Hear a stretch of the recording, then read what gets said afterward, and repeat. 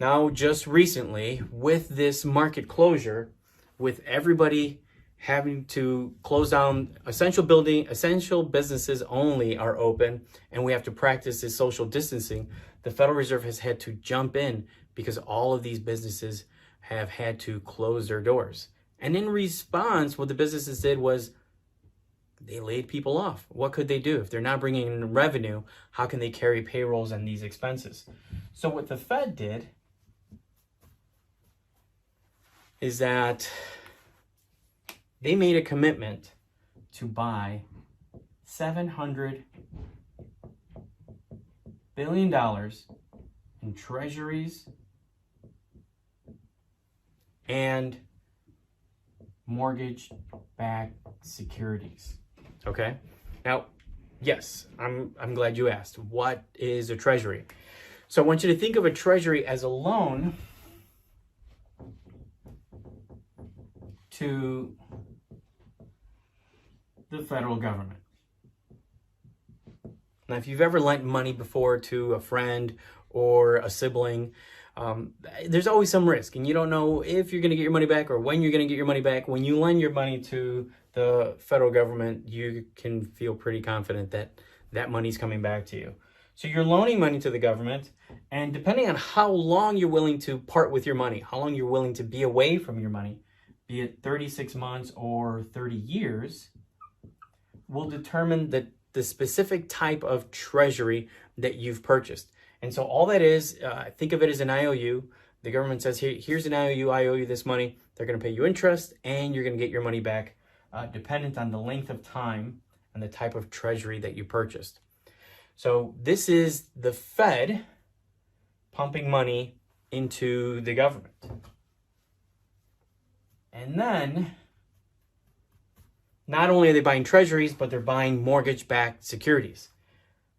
What are mortgage-backed securities? I'm glad you asked. So a mortgage-backed security is an instrument. It's a financial product that you can invest in. And I want you to think of it as, well, what it is. It's a security backed by mortgages. It could be backed by your mortgage, by my mortgage.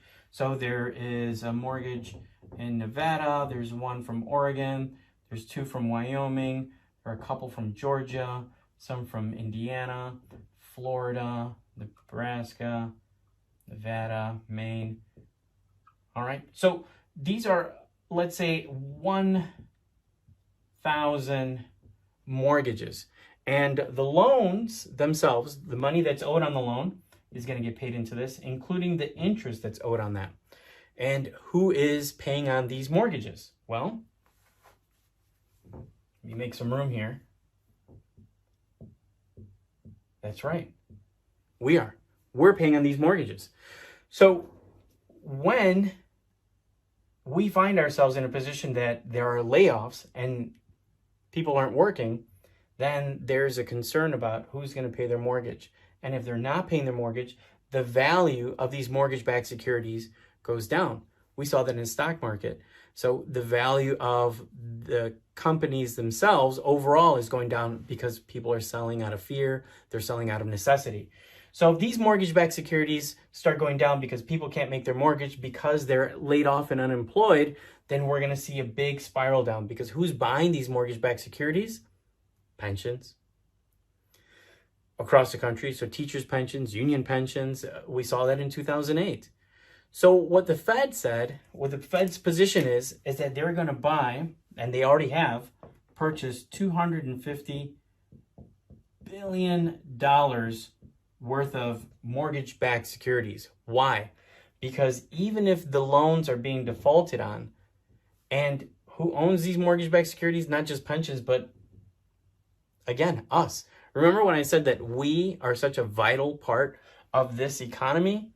So we're the consumer, we're the producer, we're the investor, and we're also the mortgage payer. So if we're not paying on the mortgage, then this is going to go down in value. The mortgage-backed securities that we're holding, we're going to dump or sell because we don't want it to lose their value. And if nobody's buying and everyone is selling, this will spiral down. So the Fed said, we're going to back this up, and we're going to buy mortgage-backed securities. to help prop this up. So the Fed lowered interest rates to 0, making it easier for businesses and consumers to borrow.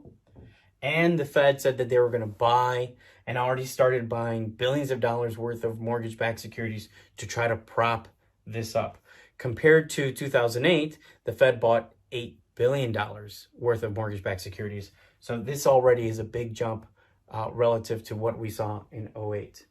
Now, the last part of the puzzle.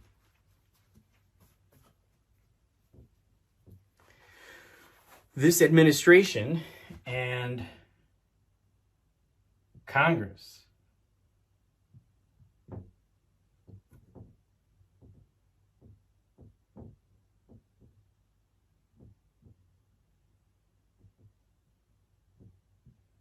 that's the White House. What they did was they put together a $2 trillion package to help consumers. Not only is all the work that the Fed doing to help adjust this market, that's called quantitative easing. What Congress and this administration have done is that they've pushed forward $2 trillion. And basically what they've done is, let's see if I have room here.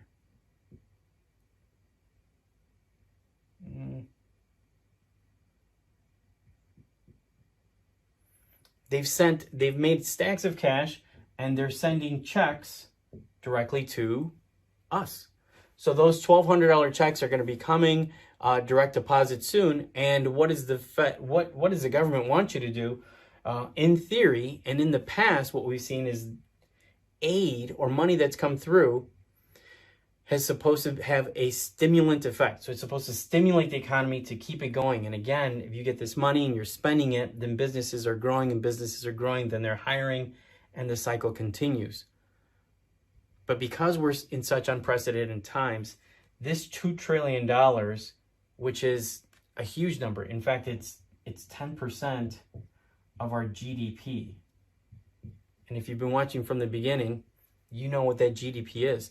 It's 10% of our $20 trillion, $19.7 trillion economy.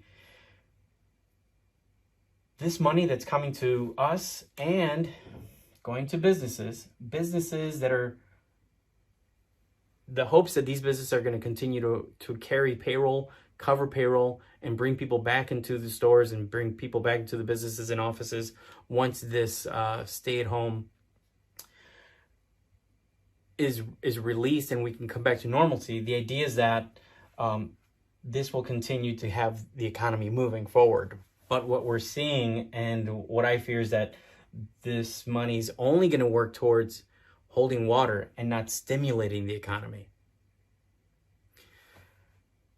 All that said, I am optimistic. You never bet against the United States because they're between the Fed and what Congress and the president are doing.